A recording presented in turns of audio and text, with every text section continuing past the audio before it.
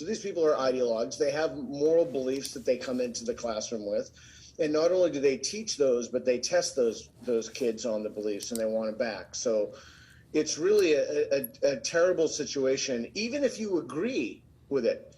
So look, think about it like this. I think that part of the problem is that people get too caught up into right thinking and left thinking, and academia is 90. Actually, Portland State University, the National Scholars Association, found that 99% of the faculty and administrators donated to one political party. Get out of here.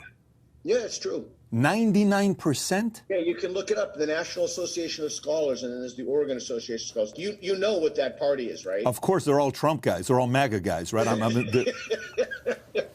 Yeah. So I don't necessarily think that's a problem, but because people can believe anything they want. But remember, this is a public institution, right? So this is a public institution.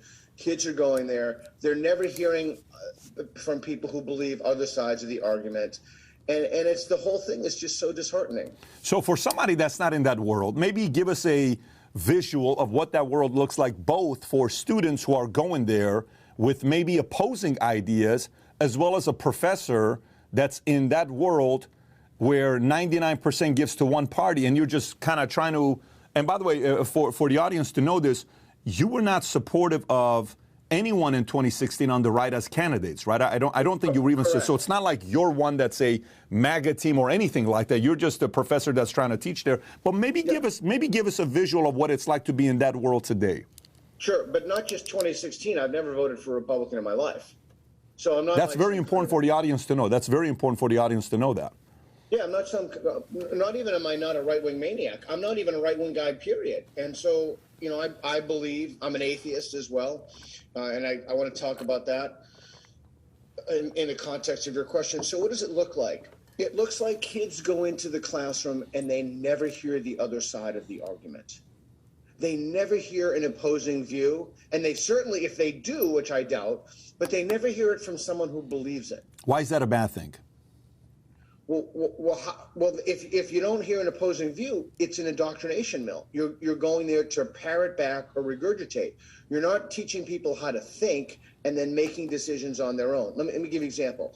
So I taught a class. It feels freeing to say that. I taught a class in atheism, and I'm a very outspoken atheist. And I would have people come into my class. So I would tell people exactly what I believe. And then I would have believing Christians who were qualified come into my class and speak to the kids. And I'll give you an example. Somebody wrote after my resignation letter. Dr. Phil Smith wrote a letter to the Oregonian. He's a conservative Christian. He teaches at a conservative Christian university here in Portland, Oregon. And I gave him the whole class, provided that he had a Q&A. So he couldn't just give a lecture. So he gave a 1-hour lecture and answered a 1-hour Q&A about his best arguments for the existence of God. I didn't say a thing, and I let the kids decide. So the students themselves make their decisions, and I viewed my job is to, not only to be honest with them, but to bring in the best representatives of the other side. And so he wrote, and I had no idea he was going to do that, he wrote a lovely op-ed to the Oregonian, which is the local paper here. And so what does it look like? It looks like only one view is forwarded. It looks like you can't question certain things that are morally fashionable, like equity. And most people, by the way, they don't even have the slightest clue what equity means, or diversity, or inclusion, or any of these things that have hijacked. These things are now infused in our institutions, and most people have no idea what they mean. So let's start off with the basic part. Woke. You hear woke everywhere. I mean, obviously, you and I know what woke means, but how would you define what woke means?